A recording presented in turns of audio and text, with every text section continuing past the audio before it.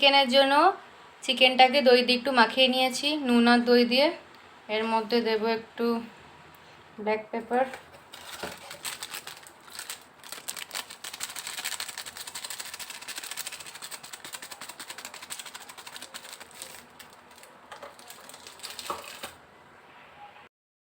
এই পেঁয়াজটা কুচি করে নিয়েছি, এটা ভেজে দেব।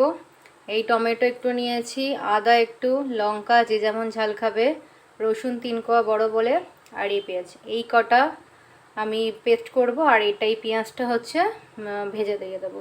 ব্যাস, আর কিছুই লাগবে না। বাকি তো নুন, হলুদ, লঙ্কার গুঁড়ো, ওগুলো তো দেখতেই পাবে যখন দেব। তো চলো রান্নাটা দেখতে থাকো। তেল গরম হয়ে গেছে, তেলের মধ্যে তেজপাতা,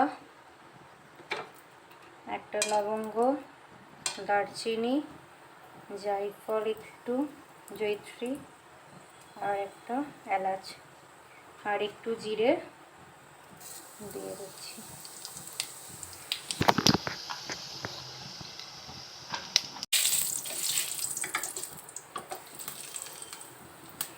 এইবার ওই কোচানো পেঁয়াজটা এর মধ্যে দিয়ে দেবো।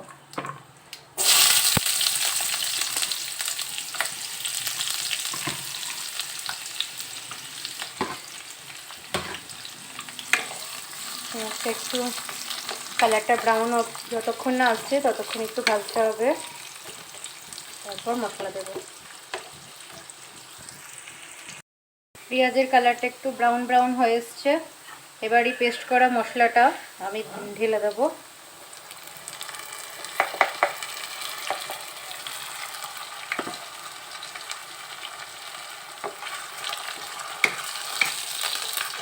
দিয়ে মশলাটা মিক্স করতে হবে।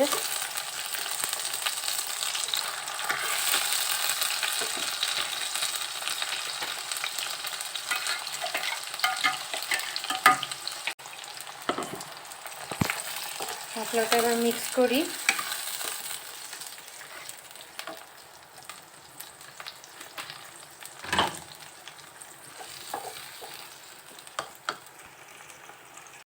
এবার এর মধ্যে একটু লঙ্কার গুঁড়ো দেব,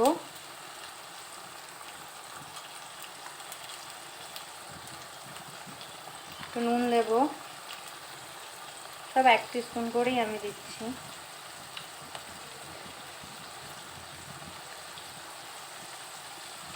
আর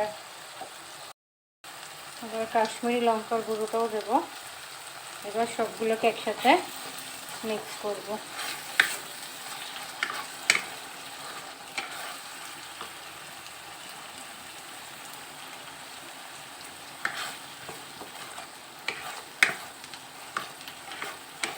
অলরেডি এসছে,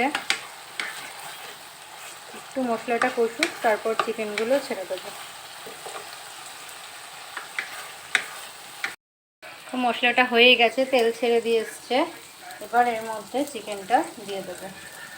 তো চলো চিকেনটা আমি দিয়ে দিই। দই দিয়ে, নুন দিয়ে, আর একটু ব্ল্যাক পেপার দিয়ে, গোলমরিচ গুঁড়ো ওটাকে দিয়ে মাখিয়ে রেখেছিলাম চিকেনটা।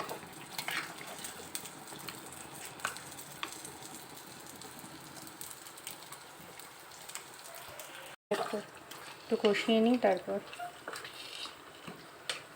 আমি যেহেতু রসুনের ফ্লেভারটা খুব পছন্দ করি, ওই জন্য একটু রসুন থেতো করে নিয়েছি, ওটা উপর থেকে ছড়িয়ে দেবো। তা অপশনাল, তোমরা চাইলেও দিতে পারো, না চাইলেও না দিতে পারো। আর এর মধ্যে এবার অল্প একটু জিরে গুঁড়ো দেবো, জাস্ট অল্প।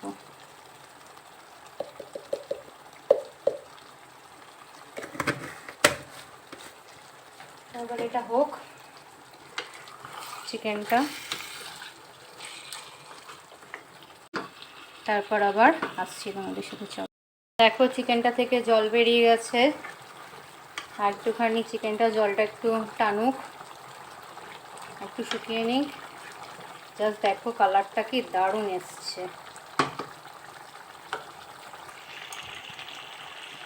দেখো দই চিকেনটা রেডি হয়ে গেছে। এবার নামানোর আগে আমার তৈরি হোমমেড ভাজা মশলা 1 চামচ ছড়িয়ে দেবো।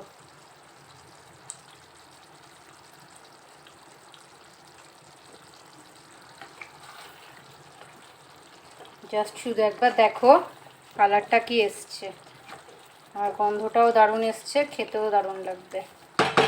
তোমরা একবার এরকম সবাই বাড়িতে ট্রাই করে দেখো।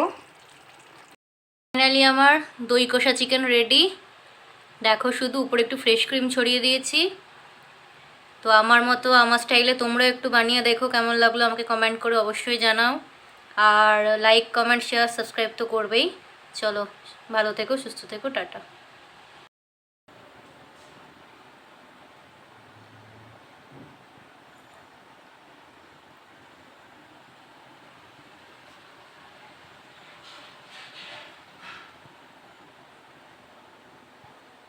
কোকো